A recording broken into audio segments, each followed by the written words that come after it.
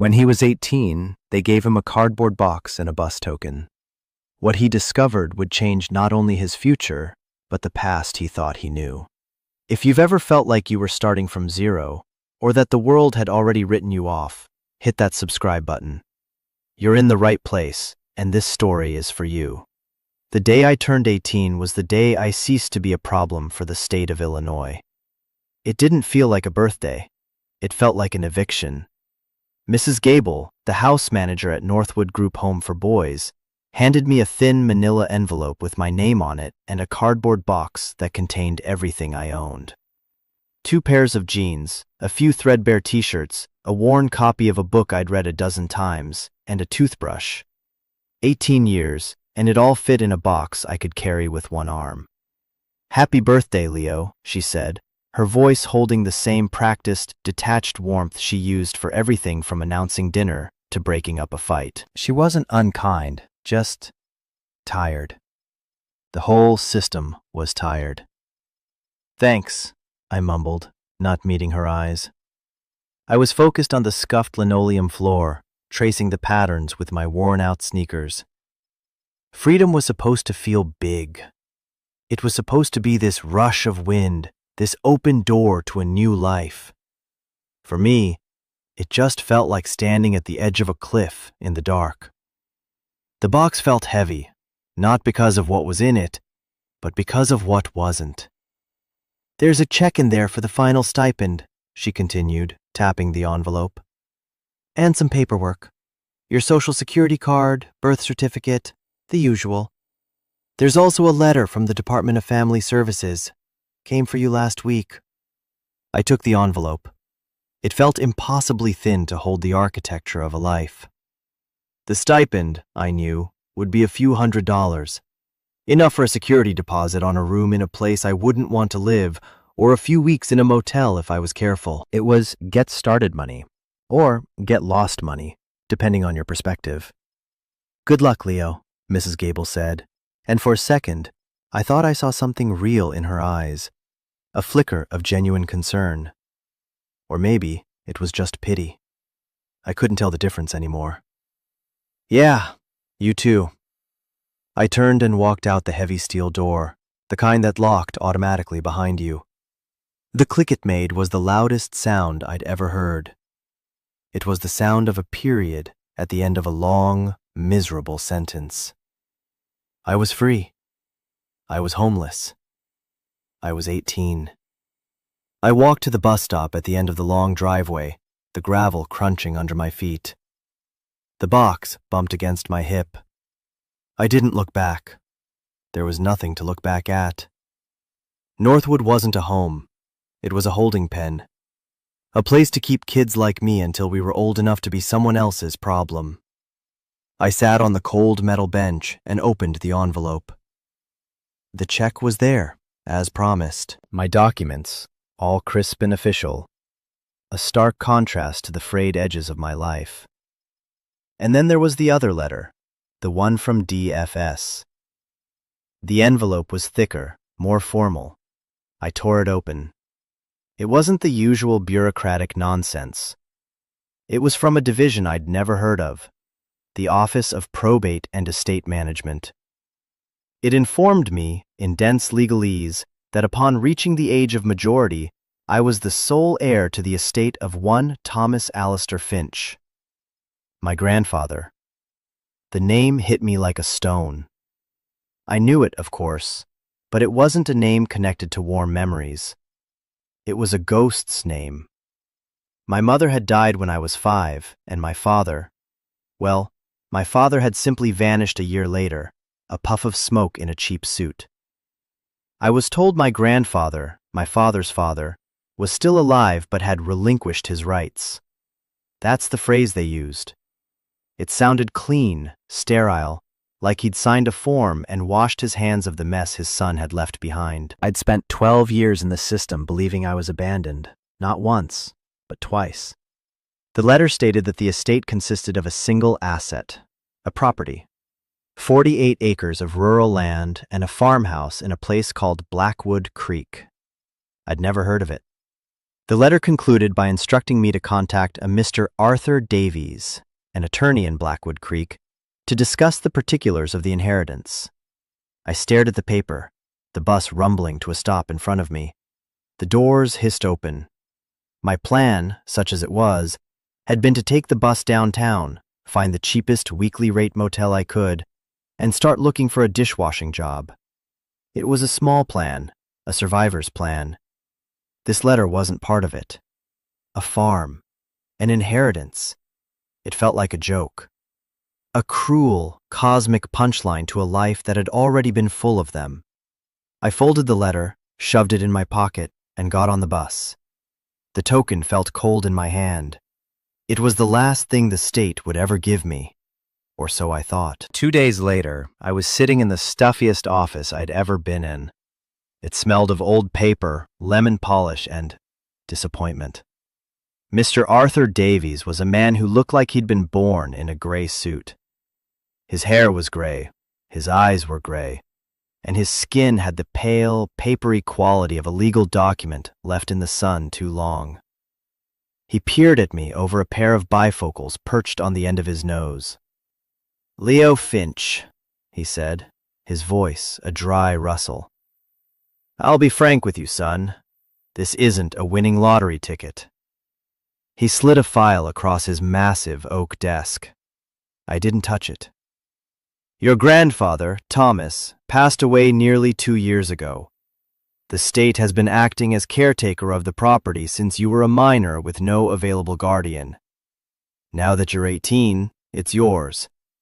Or rather, the problems associated with it are yours." "Problems?" I asked. My voice sounded small in the big, quiet room. "First, there are significant back taxes owed. Nearly $5,000. Second, the property is, to put it mildly, in a state of extreme disrepair. The county has cited it multiple times. It's considered derelict, condemnable even." He let that hang in the air. "It has no real-world value in its current state. The cost to make it habitable, let alone profitable as a farm, would be astronomical." I felt a hollow feeling in my stomach.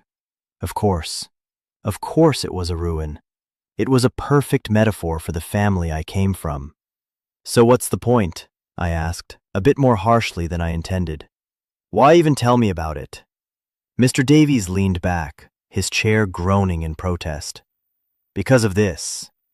He pulled a single, crisp sheet of paper from another file and slid it over. It was a letterhead from something called the Viridian Development Corporation. It was an offer. A formal, legal offer to purchase the 48-acre property, as is, for the sum of $75,000. I stared at the number.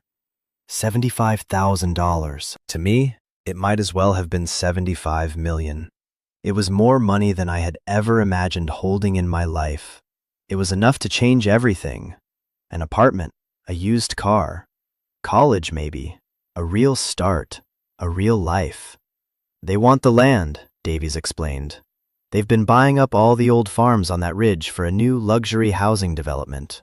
Golf course, gated community, the whole 9 yards. Your grandfather's place is the last holdout. They've been trying to get it for years. He always refused." "Why?" The question slipped out before I could stop it.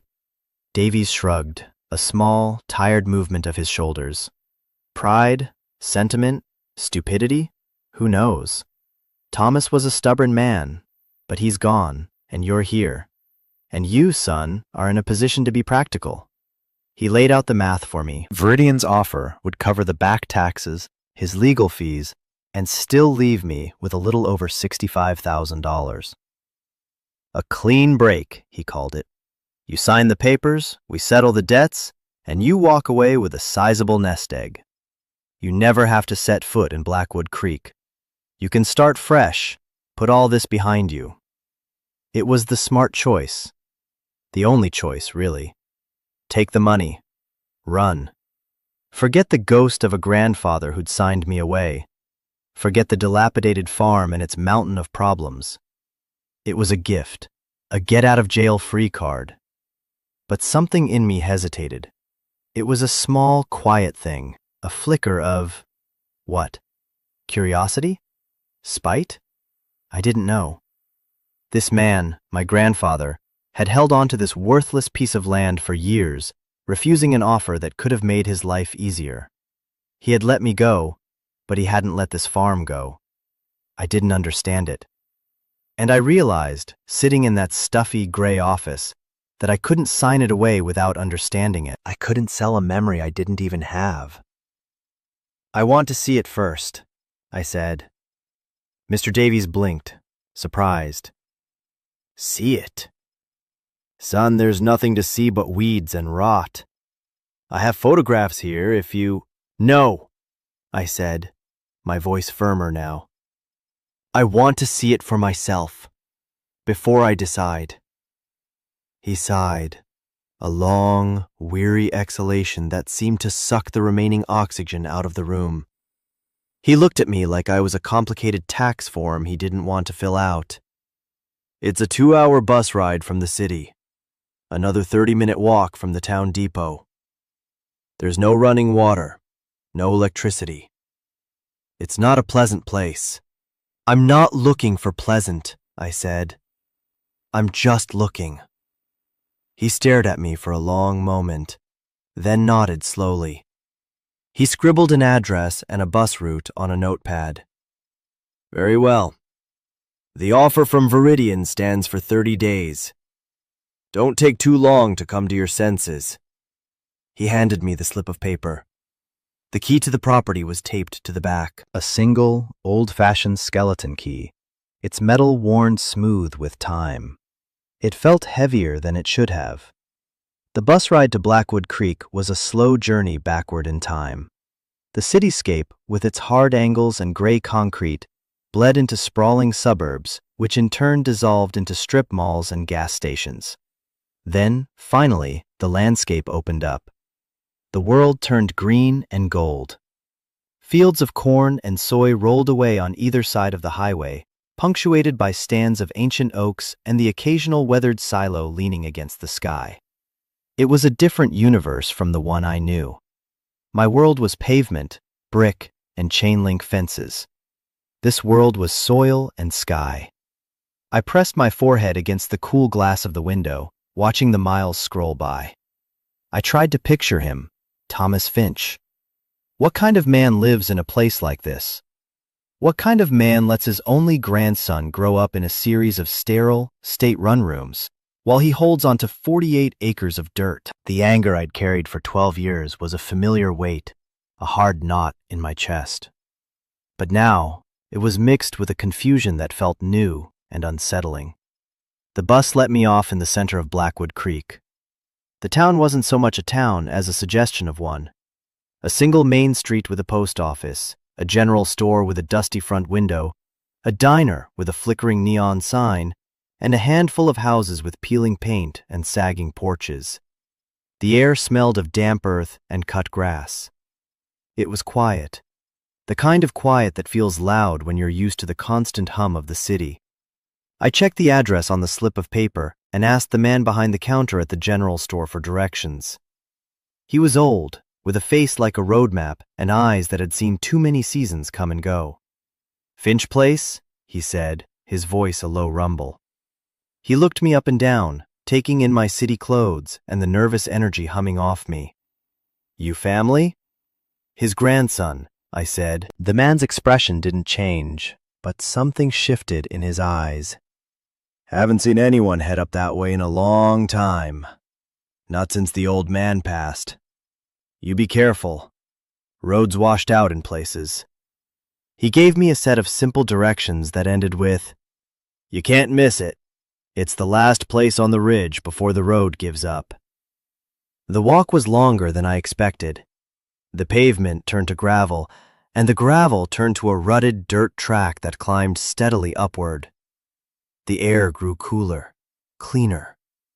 The houses thinned out until there was only the road and the trees. After nearly 40 minutes of walking, I saw it. "The road gives up" was an understatement. It just sort of ended, dissolving into a sea of weeds and overgrown grass. And there, set back from the end of the road, was the house. Mr. Davies's description hadn't done it justice. Derelict was too kind a word. It was a skeleton. The roof sagged in the middle like a broken back. The porch listed to one side, its columns rotted through. Paint peeled from the clappered siding in long, curling strips, revealing the weathered gray wood beneath. Windows were broken, dark eyes staring out from a forgotten face. The entire property was being swallowed by nature. Weeds choked the yard, vines crawled up the walls, and a small forest of saplings had taken root where a garden might have once been. It was awful. It was a ruin. And yet, there was something about it. The way it sat on the crest of the ridge, overlooking the entire valley below. The sheer size of the ancient oak tree that stood guard beside it. It wasn't just a wreck, it was a magnificent wreck. A testament to stubbornness, a place that had refused to fall down completely. I stood there for a long time, just looking. The only sound was the wind rustling through the tall grass. This was it. This was my inheritance. A pile of rotting wood and a field of weeds. The smart move was to turn around, walk back to town, catch the next bus, and call Davies to tell him I'd signed the papers. But I didn't. I took the old key out of my pocket. Its cool, smooth metal felt solid in my hand. I walked up the crumbling porch steps, my feet crunching on debris, and faced the front door. It was a heavy oak door, scarred and faded, but still solid. The key slid into the lock with a rusty scrape. I turned it. With a deep, groaning click, the lock disengaged. I pushed the door open and stepped inside. The air inside was thick and stale, heavy with the smell of dust, decay, and damp earth. Sunlight streamed through the grimy windows in hazy shafts, illuminating a universe of floating dust motes. The inside was as bad as the outside. Plaster had fallen from the walls in great chunks, revealing the lath and beam skeleton beneath. The floorboards were warped and stained. In the main room, a single armchair sat covered in a dusty sheet, a lonely ghost in the center of the space. I walked slowly through the downstairs rooms. A small kitchen with a rusted-out stove and cupboards hanging open on broken hinges. A dining room where the table had collapsed under its own weight. Everything was covered in a thick blanket of dust and cobwebs. It was a house that had been holding its breath for a very long time. But as I looked closer, I started to see things. Small things. In the kitchen, a row of empty canning jars lined a shelf, their labels faded but still readable. T. Finch, tomatoes, summer '98. On the wall by the back door, a series of pencil marks charted a child's growth. The highest one was labeled Daniel, age 10. My father. These weren't just signs of decay, they were signs of life. A life that had happened here, in these rooms. A life I knew nothing about. I felt like an archaeologist, unearthing a lost civilization. My own. I went upstairs. The steps groaned under my weight, each one a complaint. There were 2 small bedrooms. One was completely empty. The other contained a simple iron bed frame, a collapsed dresser, and a small nightstand. On the nightstand was a single framed photograph, face down in the dust. I picked it up. I wiped the glass with the sleeve of my shirt. It was a picture of a young woman with a bright, laughing smile, holding a small boy on her lap. The boy couldn't have been more than 4 or 5. He had a mess of dark hair and a serious expression even then. It was my mother, and it was me. I'd seen pictures of her before, but none like this. So alive, so happy. I traced the outline of her face with my finger. Where was my grandfather in this picture? Where was my father? Who took it? The house wasn't giving up its secrets easily. I put the photo in my jacket pocket and continued my exploration. I knew, logically, that I should be looking for things of value, things I could sell. But I wasn't. I was looking for something else. An explanation. A reason. The last stop was the barn. It stood about 50 yards from the house, a massive structure even bigger than the house itself. Its red paint was almost entirely gone, faded to a pale, ghostly pink. One of the huge sliding doors was off its track, hanging at a precarious angle. I squeezed through the gap. The inside of the barn was cavernous. Huge, hand-hewn beams crisscrossed high above in the shadows. The air smelled of old hay, dust, and engine oil. Light filtered in through cracks in the walls, striping the dusty floor. It was mostly empty. A few pieces of rusted farm equipment sat in a corner, looking like the skeletons of forgotten beasts. Stacks of rotting pallets leaned against a wall. It felt sad. This place was built for work, for life. Now it was just a big, empty box. I walked the perimeter, my footsteps echoing in the immense silence. I was about to leave, convinced there was nothing here but more decay, when I saw it. Tucked away in the darkest corner, behind a pile of old tires, was a heavy-duty, military-style footlocker. It was painted olive drab and secured with a thick, rusty padlock. My heart started to beat a little faster. This was different. Everything else in the house and barn was old, neglected, falling apart. This was solid.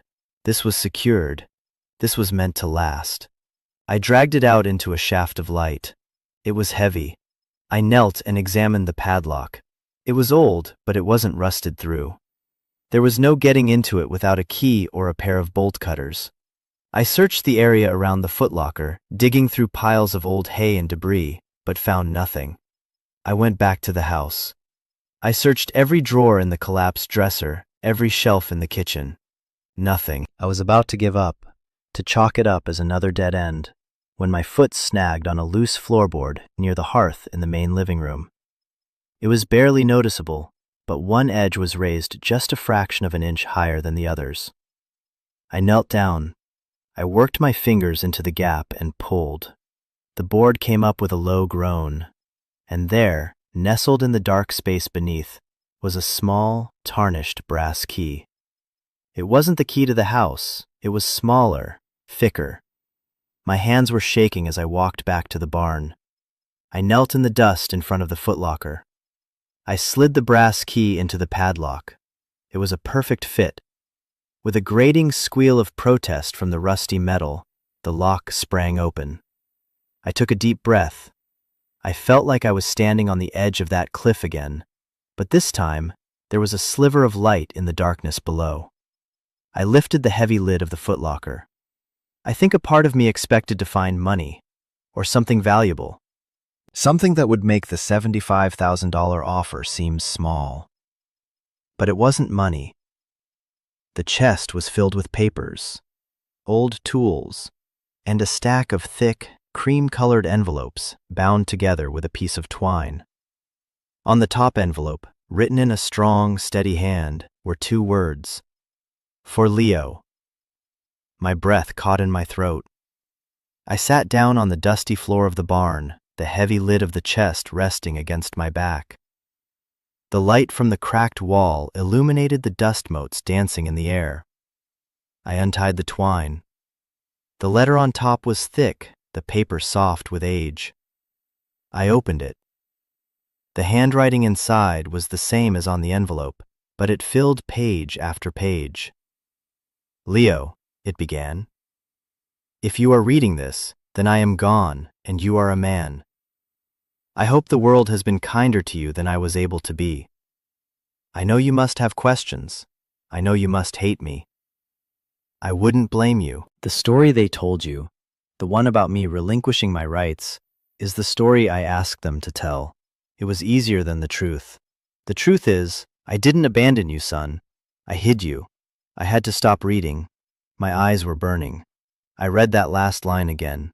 I didn't abandon you. I hid you. The words didn't make sense. The foundation of my life, the central, defining fact of my existence, was that I had been thrown away.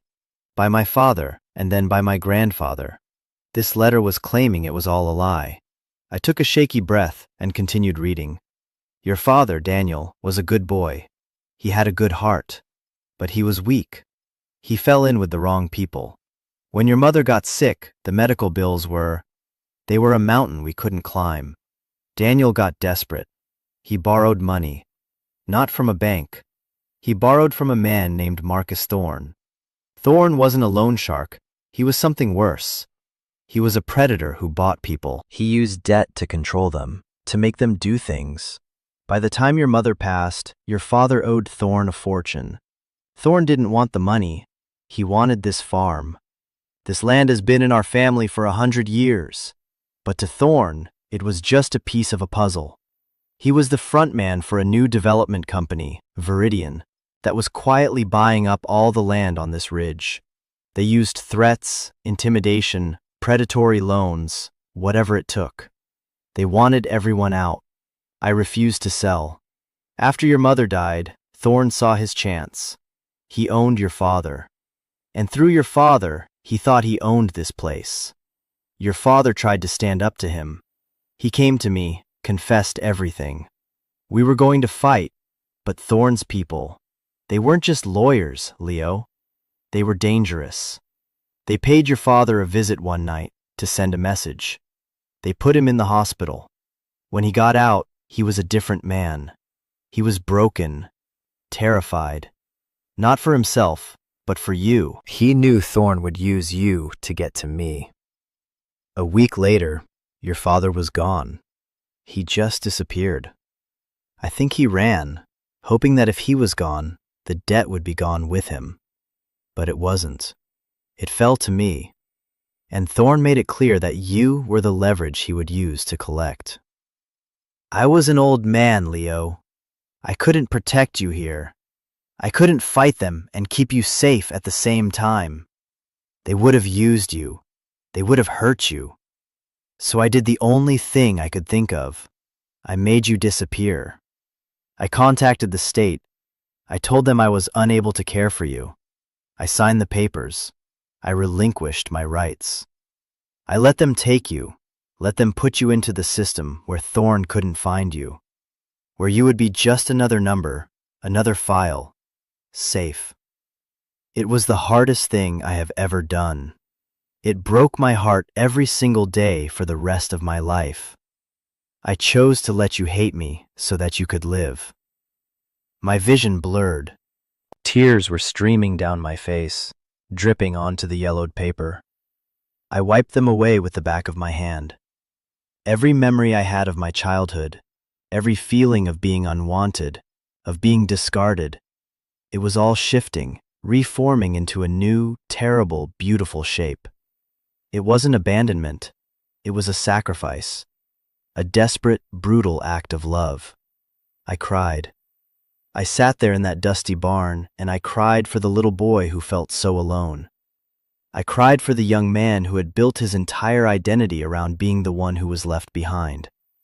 I cried for the father I never knew, broken and scared. And most of all, I cried for the old man, my grandfather, who had chosen a life of solitude and heartbreak just to keep me safe. When the tears finally stopped, I kept reading. I spent the next 12 years fighting them. They couldn't force me to sell, but they could make my life hell. They filed frivolous lawsuits. They reported me for code violations. They cut off my access road. They tried to bleed me dry. But I held on. I held on because this farm isn't just land, Leo. It's the last piece of leverage we have against them. Thorne and his partners at Viridian didn't just use dirty tricks. They broke laws. Serious ones. And I have the proof. In this chest, you'll find some of my old tools. But you'll also find another letter. It will lead you to a place on this property. A place I built. In that place is everything I gathered over the years. Ledgers, signed affidavits from other farmers they cheated, recorded conversations. Everything you need to expose Viridian and Marcus Thorne for what they are. The real inheritance isn't this farm, Leo. It's the truth, and it's a choice. Viridian will come for you. They'll offer you money. A lot of it. Enough to make you forget this place ever existed. You can take it. You have every right to. After the life you've had, no one would blame you for taking the easy way out. You can sign the papers, walk away, and be free. That is one choice. The other choice is to stay, to fight, to use what I've left you to finish the war I started. It won't be easy. They will come after you with everything they have. But this land is yours. This home is yours. You can reclaim it. You can make them pay for what they did to our family, to this whole community. That is the other choice. I don't know which you will choose. I just wanted you to know the truth. I wanted you to know that you were never, not for one single second, unloved. Everything I did for you. Be a good man, Leo. That's all I ever wanted. Your grandfather, Thomas. I let the letter fall into my lap. The barn was silent, save for the sound of my own ragged breathing. The air felt thin, electric. The world had tilted on its axis. The story of my life, the one I had told myself for 12 years, had been a lie. A necessary lie, but a lie nonetheless. I felt a surge of emotions so powerful they almost knocked me over. Grief, sharp and overwhelming, for the man I had just met on these pages. Rage, hot and pure, at Viridian, at Thorn, at the injustice of it all. And a deep, aching love for a grandfather who had borne an impossible burden for me. I looked around the decaying barn. It didn't look like a ruin anymore. It looked like a fortress, a battleground. This wasn't just a property. It was a legacy. The $75,000 offer from Viridian felt like an insult. It was blood money, hush money. They weren't offering to buy a farm.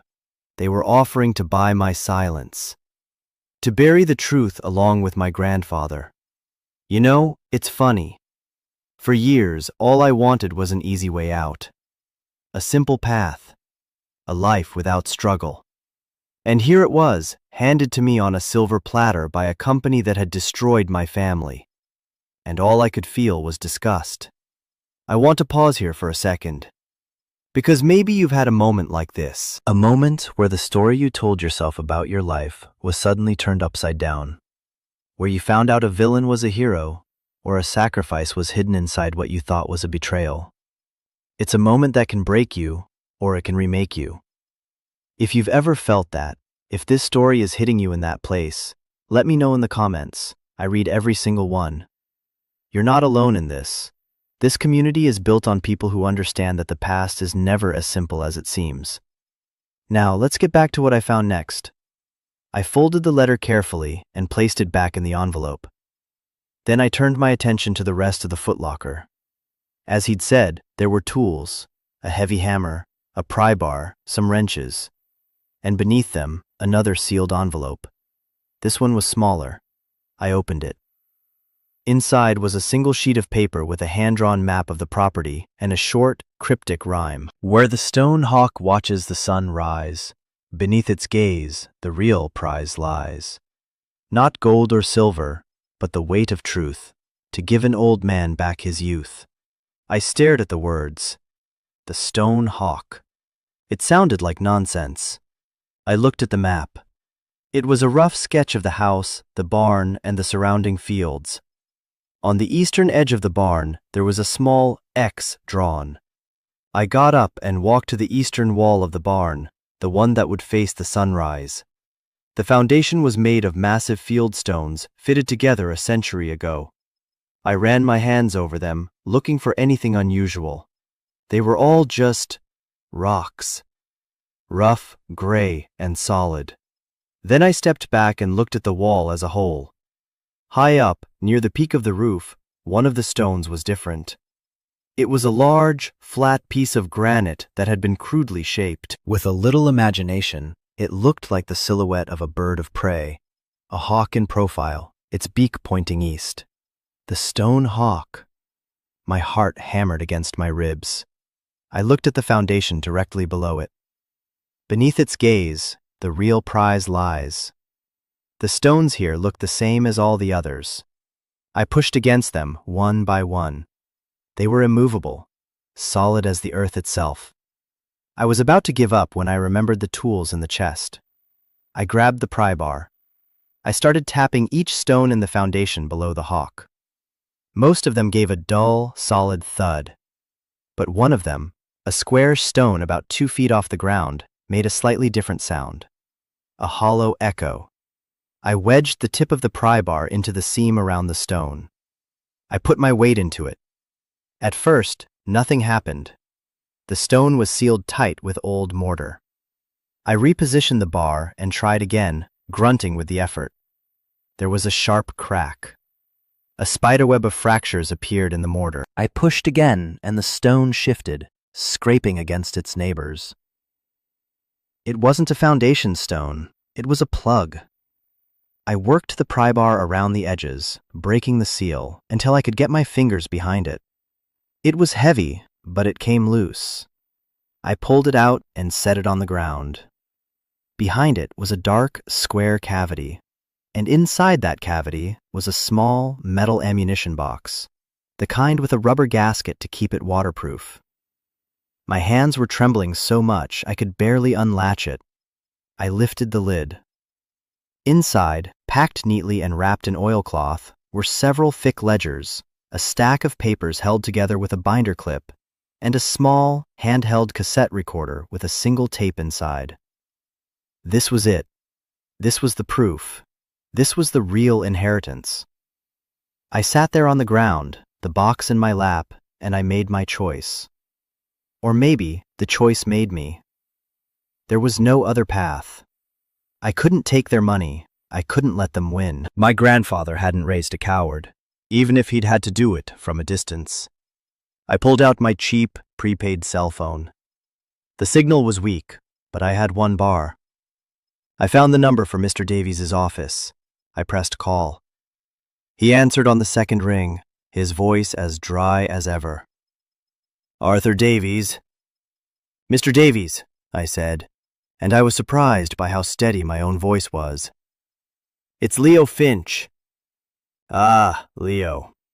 Have you come to your senses? Should I draw up the paperwork to accept Viridian's offer? I took a deep breath, the clean country air filling my lungs. No, I said. I'm not selling. I'm staying. And I need you to tell me how we fight them. There was a long silence on the other end of the line. I could almost hear him blinking in his stuffy gray office. Son, he said finally, his voice laced with a mixture of pity and exasperation. There is no we, and there is no fight.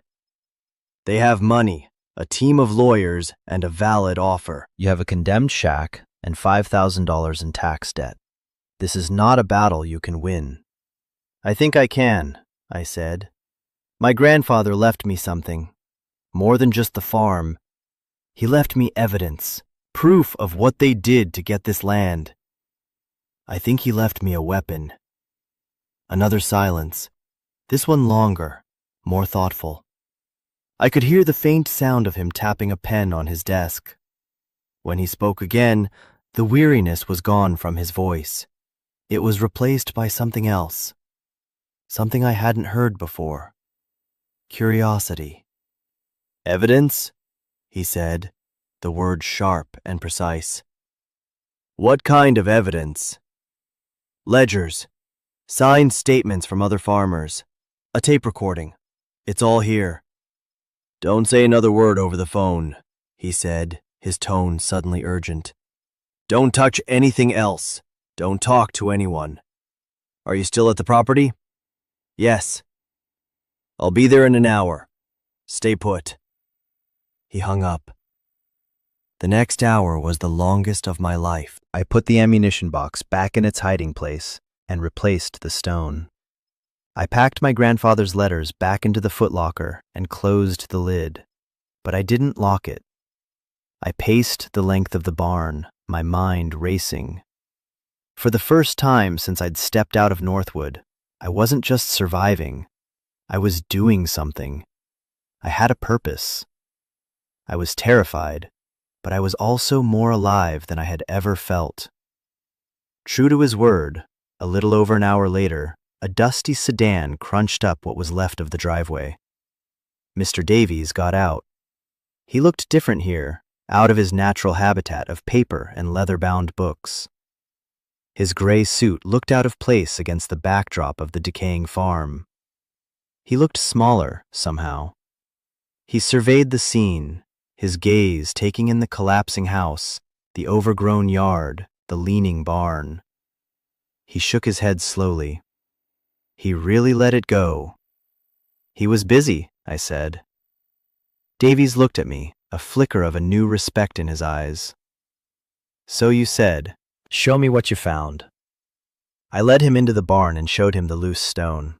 We pulled it out, and I handed him the ammunition box. He opened it, and his professional demeanor took over. He handled the contents with a lawyer's careful touch, his eyes scanning the documents, his expression growing more and more grim. He spent a long time looking at the ledgers, his lips a thin, tight line. Finally, he picked up the small cassette recorder. Is there a player here? He asked. I shook my head. He pulled a small, portable cassette player from his briefcase.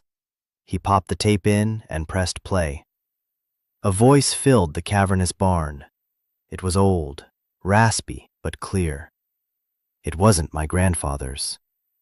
And I'm telling you, Marcus, the old man Finch is a problem, the voice said. He won't take the offer. He knows something. Another voice replied, this one smoother, colder. Then we make his life difficult. We bury him in legal fees. We get the county on his back. We cut him off. He's one old man. He'll break.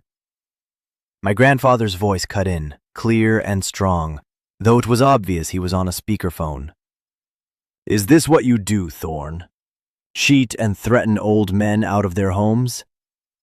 It's just business, Thomas, Thorne's voice replied, dripping with condescension. You should have taken the first offer. You should have convinced your boy Daniel to play ball.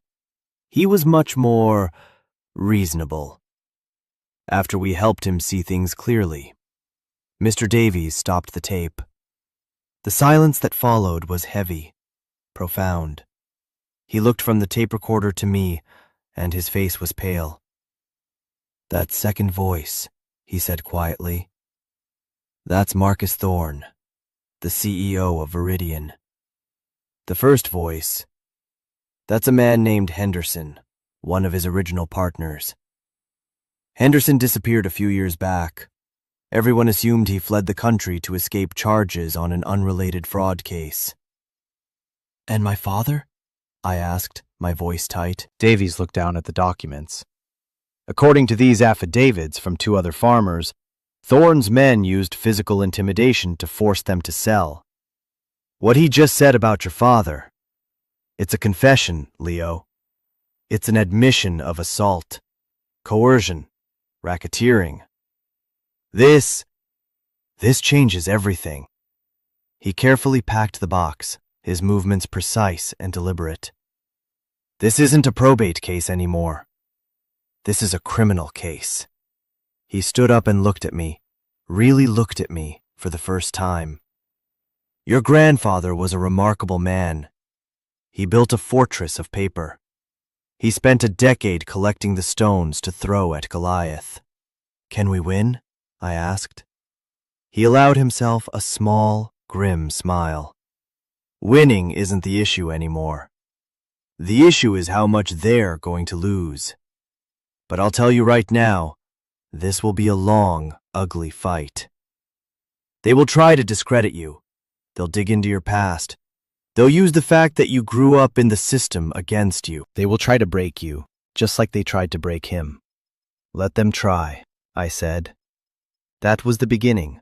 The months that followed were a blur of legal meetings, depositions, and hard, physical labor. Davies filed a massive lawsuit against Viridian on my behalf, citing fraud, coercion, and a dozen other charges. He also turned the evidence over to the district attorney. Viridian's lawyers responded with a flood of motions, trying to drown us in paperwork. They offered to settle, doubling their initial offer, then tripling it. We refused every time. It was never about the money. While the lawyers fought in courtrooms, I fought my own battle at the farm. I moved into the barn. It was dry, at least. I used the stipend money from the state to buy a generator, a sleeping bag, and some basic tools. Every day, from sunrise to sunset, I worked. I cleared the weeds. I tore off the rotten porch.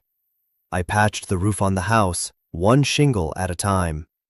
I hauled away truckloads of debris. It was backbreaking work. I was tired and sore all the time. But every weed I pulled, every board I replaced, felt like a victory. I was taking the land back. I was making it mine. The people in town started to notice. At first, they were wary, watching me from a distance. They remembered my grandfather as a stubborn recluse. They probably thought I was just some city kid who'd give up after a week. But I didn't. The man at the general store, the one who'd given me directions, started giving me a discount on supplies. An old farmer down the road showed up one day with a tractor and helped me clear a field. He didn't say much, just, "Your granddad was a good man. Stubborn as a mule, but good." Slowly, I was being woven into the fabric of the place. I learned the names of my neighbors. I learned the rhythm of the seasons. I was becoming part of Blackwood Creek. One evening, after a long day of work, I was sitting on the newly rebuilt porch of the house, watching the sunset paint the valley in shades of orange and purple. The house was still a long way from being a home, but it was no longer a ruin. It was a project. It was a promise. I thought about my grandfather. I realized that his inheritance wasn't just the evidence in the box. It was this: the land, the view, the quiet satisfaction of hard work. He hadn't just left me a weapon to fight his enemies. He'd left me a place to heal. A place to put down roots after a lifetime of being transplanted. Home, I realized, isn't something you're given. It's something you build. Sometimes, you have to build it out of the wreckage of the past. You have to clear away the rot and the weeds to find the solid foundation underneath. My foundation was built on the sacrifice of a man I never got to thank. The best I could do was to honor that sacrifice by building something that would last, by being the man he hoped I would be. The legal battle is still ongoing, but Mr. Davies is confident. The DA has opened a criminal investigation into Viridian. Marcus Thorne has stepped down as CEO. The housing development is on indefinite hold. We haven't won yet, but they are losing. I don't know what the future holds. I don't know if I'll ever be a real farmer, or if I'll just be a caretaker of this land. But I know this: I am not the same person who walked out of that group home with a cardboard box. I was a boy with no past and no future. Now I have both.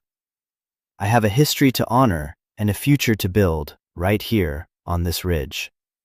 My grandfather gave me more than a farm. He gave me back my story. And maybe that's the real lesson here. We all have a story. Sometimes, the world tries to write it for us. It tells us we're the kid who was abandoned, the person who failed, the one who doesn't deserve a second chance. But those are just drafts. We hold the pen. We get to write the ending.